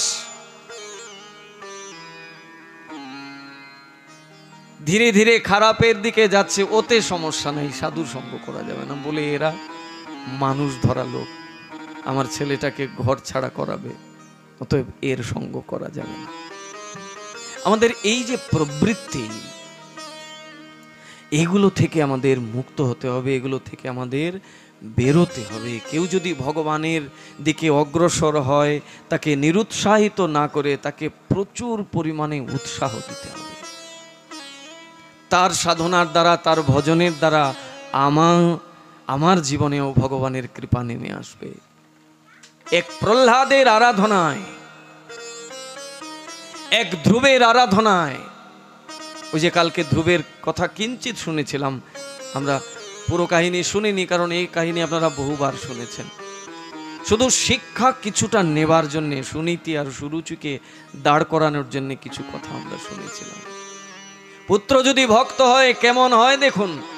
আজকে ধ্রুব চলে যাবেন ভগবত লোকে, 36,000 বছর তিনি সংসার কার্য করেছেন, সিংহাসন রক্ষণাবেক্ষণ করেছেন। আজকে ভগবানের আদেশ হয়েছে চলে যাবেন ভগবত লোকে, রথ এসেছে ধ্রুবকে নিয়ে যাওয়ার জন্যে। অনেক দূর চলে গেছেন ধ্রুব, হঠাৎ মনে হলো আমার দুঃখিনী মা তো রয়েছে, আমি তো চলে যাচ্ছি, আমার দুঃখিনী মা সুনীতি, তাকে নিয়ে যেতে হবে না? ধ্রুব রথ থামিয়ে দিলেন। ভগবান জিজ্ঞেস করছেন, কি হলো ধ্রুব, রথ দাঁড় করিয়ে দিলে? বলে, প্রভু আমার দুঃখিনী মাকে একটু দেখব না, আমার মা দুঃখিনী, সেই দুঃখিনী মাকে একটু দর্শন করতে চাই। বলে, দুঃখিনী মাকে দর্শন করবে? তুমি দেখতে পাচ্ছ না? ওই যে সামনে অগ্রে যে রথটা যাচ্ছে, ওই রথে তোমার মা বসে আছেন। ভগবান ধ্রুবকে তার চরণে নিয়ে যাবার আগে ধ্রুবের মাকে তার চরণে নিয়ে গেছেন। জননী কৃতার্থা, জননী কৃতার্থ হয়ে যায় যদি কোনো কুলে বৈষ্ণবের আগমন হয়, যদি কোনো মায়ের গর্ভে সাধু আসে, তাহলে ওই মায়ের গর্ভ সার্থক হয়। আর আমরা আটকে রাখার প্রয়াস করি। রঘুনাথ দাস গোস্বামী যখন তার স্ত্রীকে বললেন, সঙ্গে সঙ্গে স্ত্রী দ্বার উন্মোচন করে দিলেন, বললেন, আমার কত বড় সৌভাগ্য, তুমি ভগবত ভজন করতে যাবে। ভগবানের কৃপা তোমার উপরে বর্ষিত হলে আমার উপরেও তো আসবে। চলে এলেন, গেলেন তো বটে, আবার ধরে নিয়ে আসলেন তার পিতা জেঠা। এখনো প্রয়াস ছাড়েননি। আগে ভেবেছিলেন সুন্দরী কন্যার সাথে বিবাহ দিলে তাহলে রঘুনাথকে আটকানো যাবে, এটাও হলো না। আচ্ছা, এবার ধরে এনে ঘরে বন্দি বানিয়ে রাখবো, তাও তো অন্তত চোখের সামনে দেখতে পাবো তাকে। ধরে নিয়ে আসলেন, এসে ঘরে এনেছেন, এখন তাকে বাঁধবেন দড়ি দিয়ে। রঘুনাথের মা রঘুনাথের বাবাকে বলছে, দেখো আমি আমার পুত্রকে ঘুম থেকে উঠে দেখতে পাবো, এটাই আমার সুখ, আমার পুত্রটাকে বেঁধে রেখে দাও, ভালো করে কষে বেঁধে রেখে দাও, তাহলে তো অন্তত সে আমার কাছে থাকবে, আমার চোখের সামনে থাকবে। রঘুনাথের পিতা বলছেন, কারে বাঁধবে তুমি? ইন্দ্র সম ঐশ্বর্য যার, স্ত্রী অপ্সরা সম, এতেকে বাঁধিলে কো নারে, কেমনে বাঁধিবে তুমি দড়ির বন্ধনে? ইন্দ্রের সম ঐশ্বর্য যার, স্ত্রী যার অপ্সরা সম, এরা বাঁধতে পারলো না, আর তাকে সামান্য দড়ি দিয়ে তুমি বাঁধতে পারবে? চৈতন্যের বাতুলেরে কে রাখিতে পারে? এই যে চৈতন্যের পাগল, এই যে ভগবানের পাগল, এর কি সামান্য দড়ি দিয়ে বাঁধা যায়? রঘুনাথ সম্পূর্ণভাবে শ্রী গুরু কৃপায়, বৈষ্ণব মণ্ডলীর কৃপায় আজকে স্বয়ং গুরুদেব তাকে ন্যস্ত করলেন স্বরূপ দামোদরের কাছে। বললেন যাও এর সেবা করো। মহাপ্রভুর 3.5 জন অন্তরঙ্গ ভক্ত, এ অনেক জটিল তত্ত্ব, প্রশ্ন এখানে অনেক আসে। তাহলে আরো যে মহাপ্রভুর ভক্ত, এরা কেউ মহাপ্রভুর ভক্ত হতে পারেননি? 3.5 জন মহাপ্রভুর ভক্ত। স্বরূপ দামোদর, বাবা কি জানি, রায় রামানন্দ, শিখি মাহিতি, আর শিখি মাহিতির বোন মাধবীলতা, এই 3.5 জন মহাপ্রভুর অন্তরঙ্গ ভক্ত। নিত্যানন্দ প্রভু রঘুনাথকে কৃপা করে বললেন যাও স্বরূপের সেবা করো। মানে মহাপ্রভুর ওই অন্তরঙ্গ 3.5 জন ভক্তের একজন অন্যতম ভক্ত হলো স্বরূপ দামোদর, দাপর যুগে যিনি ছিলেন ললিতা সখী, তার সেবায় ন্যস্ত করলেন।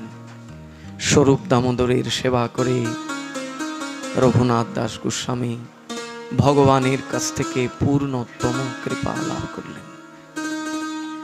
ভক্তবৃন্দ, সম্মুখে সেই তিথি আগামী 6 জ্যৈষ্ঠ মাস, 6 জ্যৈষ্ঠ এই মহতি পুণ্যতিথি দধি চিড়া মহোৎসব বা দণ্ড মহোৎসব। আজও গৌড়ীয় বৈষ্ণবগণ ভগবানের উদ্দেশ্যে দই চিড়া দুধ আদি ভগবানকে ভোগ দেন, দিয়ে তারপরে প্রসাদ রূপে গ্রহণ করেন। কত বছর আগের সেই ঘটনা বলি, আজও আমরা সেটা পালন করি। কারণ নিত্যানন্দ বলছিলেন আমি তোমাকে সাধারণ কোনো দণ্ড দেব না, এমন দণ্ড দেব যেটা দৃষ্টান্ত হয়ে থাকবে জগতের মাঝে। আজকে সত্যিই সেটা দৃষ্টান্ত হয়ে আমাদের কাছে রয়েছে। এই যে এত কথা শুনলাম, এই কথার মধ্যে কিন্তু অনেক কথা লুকিয়ে আছে। আমরা গুরুদেবের কাছ থেকে একটা আংশিক কৃপা পেয়েছি, কেবল মন্ত্র কর্ণে দান করেছেন। এই মন্ত্র সাধনা করতে হবে, অভ্যাস করতে হবে। যত মন্ত্র সাধনা করে উত্তর ভক্তি রাজ্যে আমি অগ্রসর হতে থাকব, গুরুদেবের কৃপা ধীরে ধীরে ধীরে ধীরে অতিরিক্তভাবে আমার উপরে আসতে থাকবে। তার কাছে জিজ্ঞাসু হতে হবে, বারংবার তার কাছে বিভিন্ন ভক্তি বিষয়ক জিজ্ঞাসু হয়ে তার শরণাপন্ন হতে হবে, তার শরণাগত হয়ে থাকতে হবে। দীক্ষা শুধু এটা নয় যে কানে একটা মন্ত্র নিলাম উদ্ধার হয়ে গেলাম, কিচ্ছু হয়নি। অনেকে তো আহ্নিকই করে না। 3 বেলা আহ্নিক করতে বলে গুরুদেব কি মন্ত্র দিয়েছে মনে নাই, সে তো জেনেছে, দীক্ষা হয়েছে, উদ্ধার হয়ে গেছে।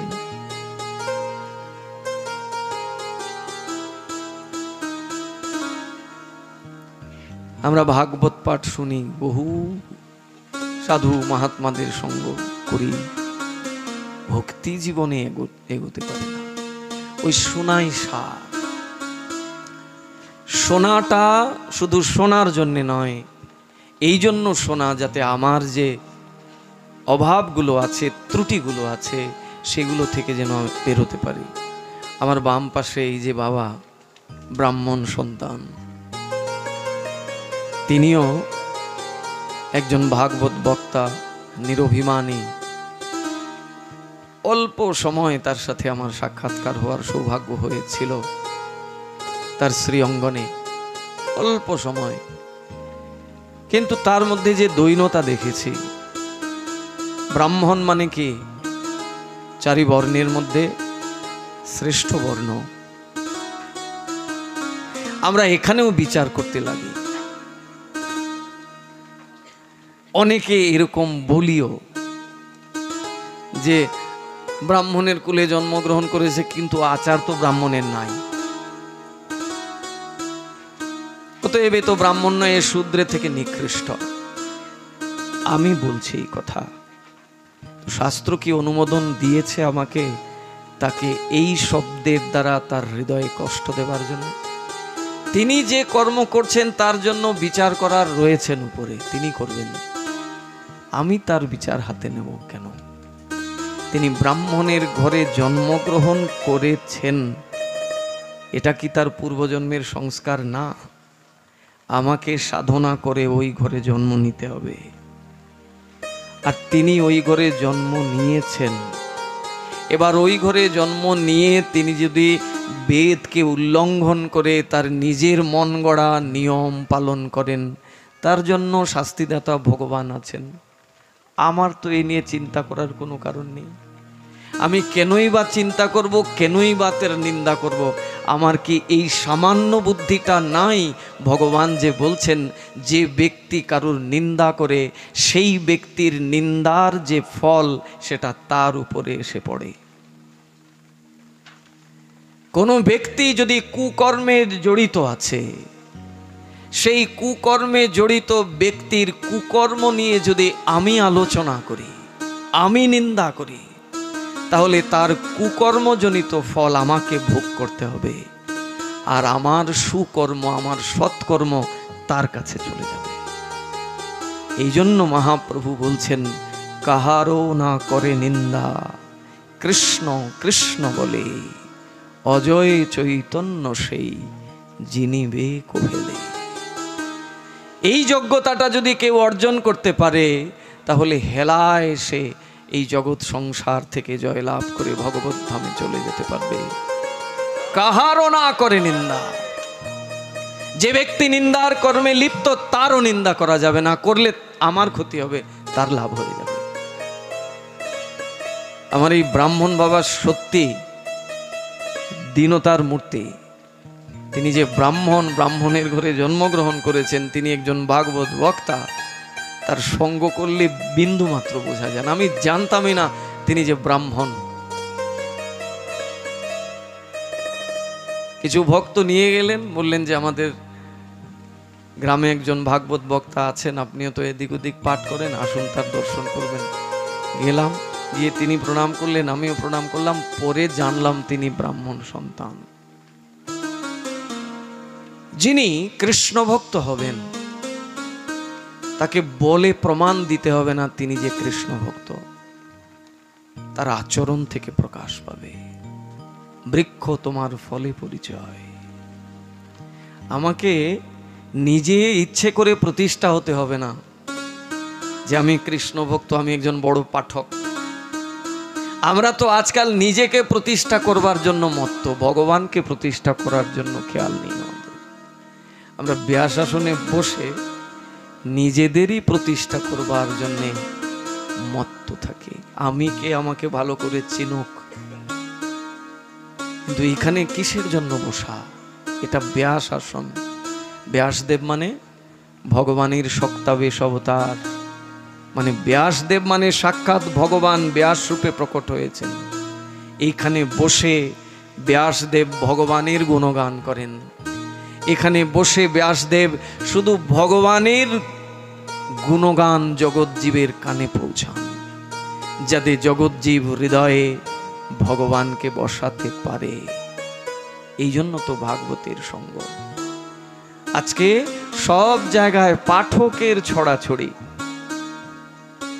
কিন্তু এটা যদি শ্রৌতপন্থায় না হয়, তাহলে সমাজের মঙ্গলের চাইতে দেখা যায় উল্টো উৎপাত সৃষ্টি হয়। আপনারা সৌভাগ্যবান, সৌভাগ্যবতী, এরকম মহাত্মাদের সঙ্গ পান।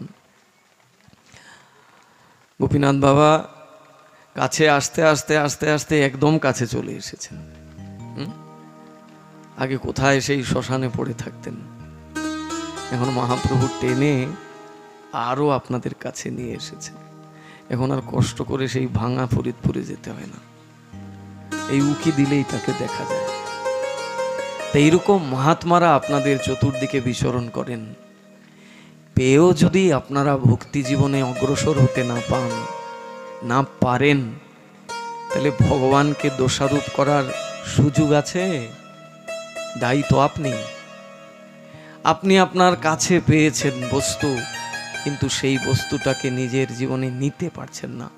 ভাবছেন গুরুদেব দীক্ষা তো দিয়ে দিয়েছে, কৃপা তো পেয়েই নিয়েছে। পেয়েছেন না যে তা নয়, পেয়েছেন, কিন্তু এটা পূর্ণ কৃপা না।